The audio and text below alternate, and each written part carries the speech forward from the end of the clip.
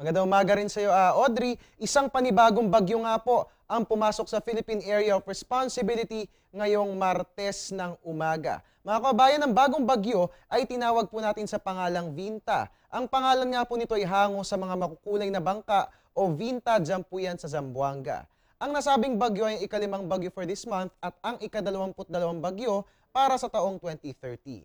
As of 4 a.m. mga kabayan, si Bagyong Vinta ay namataan 1,150 kilometers east ng Birac, Catanduanes. Taglay po ang lakas ng hangin na 45 kilometers per hour at kumikilos po ito sa west-northwest direction sa bilis na 24 kilometers per hour. Bagaman merong panibagong bagyo, may good news pa rin naman po tayo.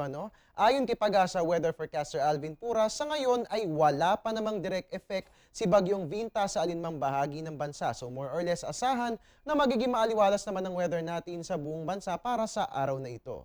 Kaya nga lamang may bad news din po tayong kaakibat mga kabayan, dahil kapag napanatili nga ni Bagyong Vinta ang kanyang lakas, bilis at pagkilos, inaasang sa October 31 ay may maglalandfall nga po ito. Partikular na po yan sa Hilagang Luzon. At meron nga pong dalawang scenarios tayong tinitignan sa paglalandfall nito ayon kay Mr. Pura.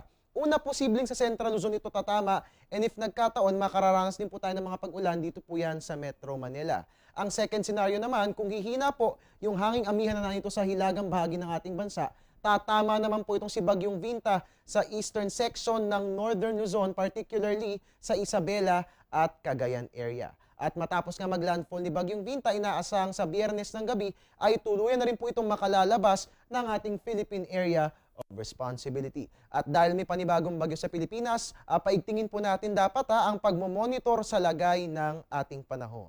Magbabalik po ang ating ulat panahon makalipas ng isang paalala. Teng, ang package. Ma'am, sabi ng Air 21 on the road na. Ano, Teng? Ang package. Ma'am, sabi ng Air 21 na receive na. Okay, very good. Basta padala, sagot ka ng Air 21. May real-time delivery updates via text para worry-free ka. Teng, ang package, napadala mo na? Yes, ma'am, sa Air 21. Sa Air 21, sagot ko, padala mo. At iyan po muna ang latest mula rito sa Pag-asa DOST. Mga kababayan, antabayanan po ang susunod kong weather update mamayang alas 10 ng umaga. Dito lamang po yan sa Telebisyon ng Bayan. At your service po new weatherman, Ari Bayon na nagpapaalalang tiwala lang, may tamang panahon ang bawat pagkakataon. Balik sa iyo, Audrey.